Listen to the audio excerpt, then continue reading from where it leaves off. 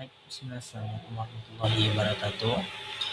Di sini saya akan mempresentasikan tugas besar, yaitu menganalisis di PT Metalindo Teknik Utama Analisis Dampak Lingkungan.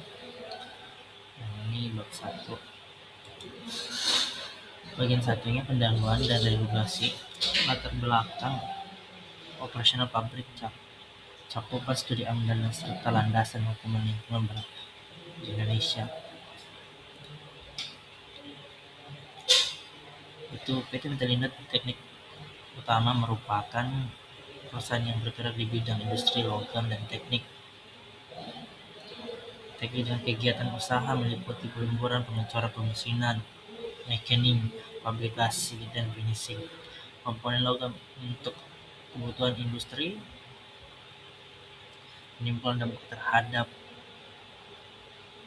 lingkungan hidup baik pada tahap konstruksi operasional maupun pasca operasional.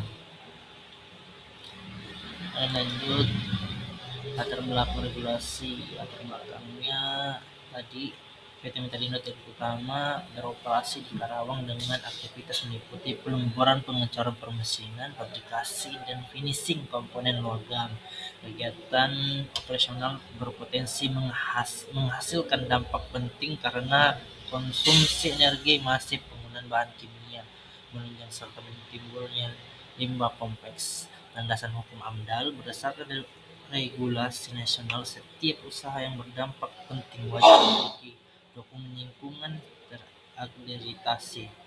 Undang-Undang Nomor 6 Tahun 2023, Undang-Undang Cipta Kerja atas perubahan Undang-Undang Nomor 32 Tahun 2009 dan Peraturan Pemerintah Nomor 22 Tahun 2021 penyelenggaraan perlindungan dan pengelolaan lingkungan yang ada di ini. Kemudian aspek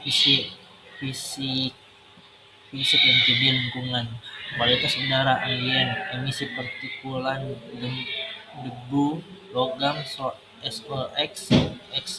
NO dan CO di cerubung tungku pelemburan perlu dikendalikan agar tidak mencemari lingkungan. Kebisingan, getaran ditimbulkan oleh mesin produksi, sistem blower, dan tungku pelemburan yang berpotensi melampaui baku mutu. Kebisingan area industri, kualitas tanah, limpasan air pendingin, cooling water, dan risiko pembebasan pelarutan kimia dapat merusak ekosistem aquatic serta mencemari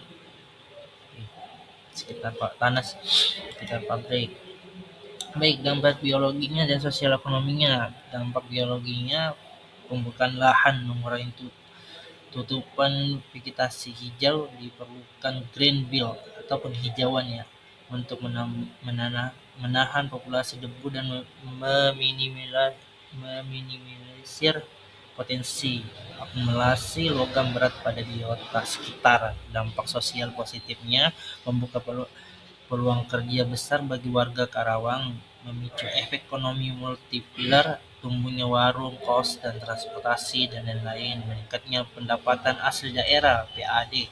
Dampak sosial negatifnya, risiko konflik sosial terkait kesenjangan perekrutan tenaga kerja luar daerah, kemacetan transportasi logistik, serta keresahan warga atas polusi dan debu yang ada di PT. Baik, bagian 2-nya, pengelolaan pemantauan. Rencana aksi mitigasi dampak melalui penerapan IPAL, TPS, limbah B3, dan sistem penyaringan emisi termutakhir. Instalasi air atau limbah IPAL, sistem sirkulasi tertutup. Pengelolaan limbah cair dilakukan menggunakan teknologi IPAL, fisika kimia, dengan tahap netralisasi, koagulasi, flokulasi, dan sedimentasi. Metode closed loop cooling system diterapkan untuk meminimalisir pembuangan air sisa produksi ke badan eksternal atau mungkin di luar pabrik. PTMTO, pengelolaan limbah B3, standarisasi kepatuhan limbah B3. Operasional pabrik menghasilkan limbah B3 spesifikasi seperti oli bekas, selang pelemburan, sisa pelarutan, debu, fly ash, dan seluk bikin IPAL. Strategi mitigasinya itu penyimpanan sementara wajib dilakukan di TPS berizin yang dilengkapi simbol label jelas, logbook dan berkala. Baik, di sini kita dapat melihat filter ini merupakan pengendalian emisi udara yang berada di PT MU.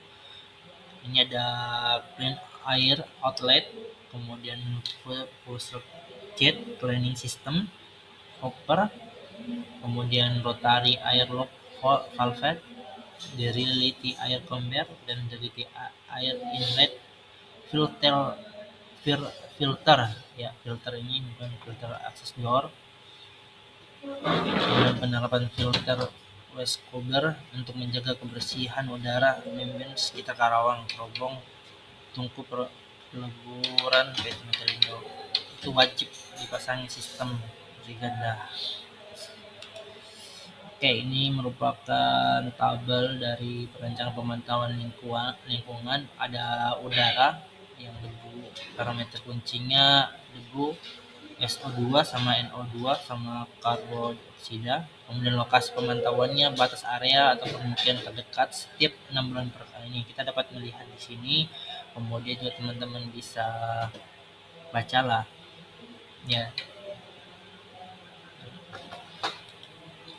Baik, kesimpulan dan langkah strategis yang dapat kita ambil yaitu satu, pentingnya kepatuhan dokumen AMDAL untuk setiap perusahaan-perusahaan yang akan dibangun. Kajian AMDAL aktual wajib dirampungkan dengan pengujian laboratorium corona lingkungan awal sebelum operasional guna memenuhi syarat regulasi Undang-Undang Nomor 6 Tahun 2003. Integritas mitigasi berkelanjutan, pengelolaan limbah cair menggunakan IPAL tertutup dan pemasangan house filter cerobong air terbukti menekan polutan ke ambang batas aman.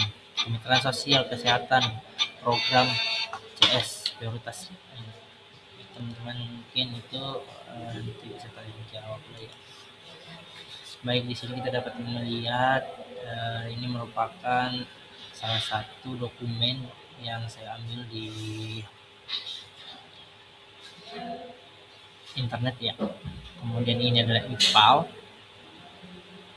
dalam penyaringan. Kemudian ini merupakan filter penyaringan cerobong ya.